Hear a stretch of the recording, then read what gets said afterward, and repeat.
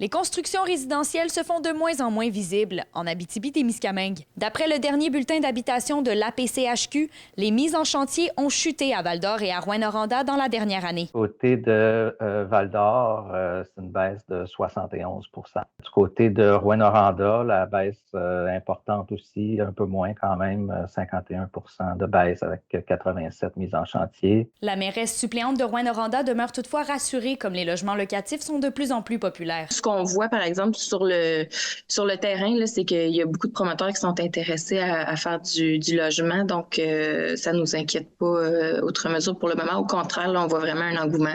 La ville d'Amos, quant à elle, fait mentir la tendance avec une hausse de construction de 92 %. Mais l'augmentation des coûts de financement et de construction demeure un réel combat, tant du côté des promoteurs que des acheteurs. Les taux d'intérêt et les coûts de construction font en sorte que c'est difficile de rentabiliser là, les nouveaux immeubles, à moins d'arriver vraiment avec des loyers qui sont très, très, très élevés. Donc, il y a beaucoup de projets, par conséquent, là, qui ont été mis sur pause. Du côté du Témiscamingue, à Ville-Marie, très peu de terrains avec services sont présentement disponibles. Par contre, une cinquantaine de logements ont été construits dans les 2 dernières années. Selon le maire, près de 70 autres unités locatives pourraient éventuellement être bâties, mais le financement du gouvernement se fait encore attendre. On a 2 secteurs là, qu'on regarde particulièrement. On a fait un dépôt de financement dans un programme fédéral. On est en attente de ça.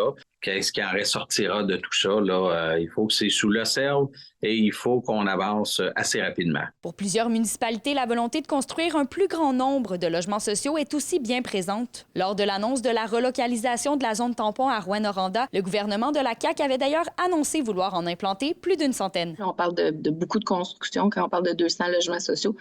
Donc, on suit ça de près, puis on s'assure de rendre disponible, puis de ne pas freiner le processus. Kémilia Laliberté pour RNC Nouvelles.